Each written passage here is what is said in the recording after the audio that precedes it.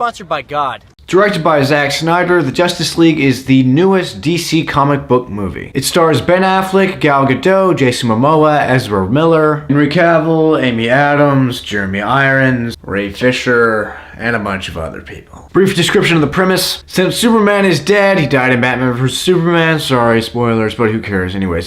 Superman is dead, and now Earth is basically defenseless to alien forces, and so there is a villain who is coming to attack Earth with an alien army, and he may have some different cubes and sort of things to do that, take over the world, destroy the world, rule the universe, and just be an awful person. Never heard of something like that before. And so Batman, realizing that this threat is coming, is trying to assemble a bunch of different metahumans to form the Justice League to fight off these alien forces.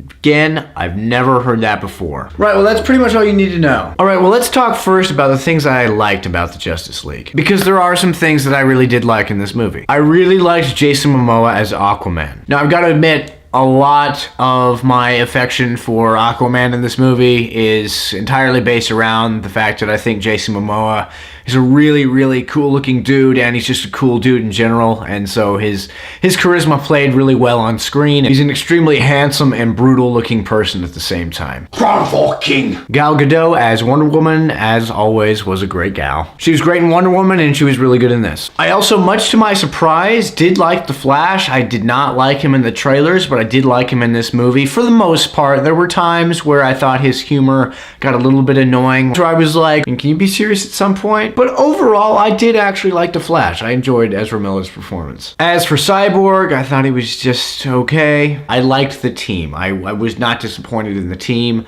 I was disappointed in some other things, but the team itself, the Justice League itself, I thought was fine. I didn't love it, didn't hate it, thought it was, decent. Now I'm gonna talk about what I don't like about the Justice League, okay? Because justice must be done. First of all, the opening scene was just kind of weird. I won't spoil it, but it was just weird. I didn't really see the point. I mean, I guess I understand the point, but it played weird to me. I was not a fan of it. To my surprise, Ben Affleck's Batman in this movie, I did not really like all that much. I really liked him in Batman vs. Superman. However, in this movie, he just kind of came off as dull. When Batman fights these like parademons and stuff, I really wasn't all that enthralled, or I wasn't really that intrigued or anything. I just thought Batman was kind of bland. He really was not that. He just wasn't that cool in this movie, which is upsetting to me because Batman is like my favorite superhero character. I'm wearing a Batman t-shirt right now, and it was just disappointing that he was disappointing. Also, in this really, I don't really know if you could call this a negative, but it struck me as kind of funny. There's a scene in this movie where it's kind of telling the origin of these cube-like things. They kind of remind me of Infinity Stones, gotta say, but it's kind of telling the origin of these and how some of them were given to the different realms of men, or the race of these different races.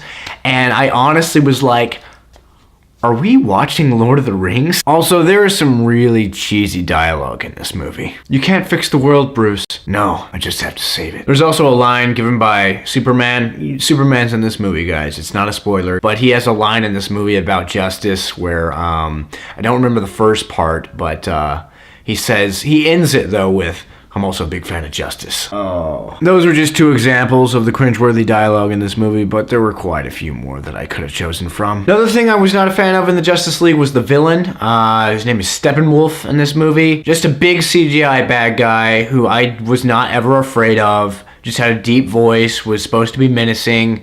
Same thing we've seen in every other big movie ever. There's also this really stupid side plot in this movie that is with this family that you don't know who this family is.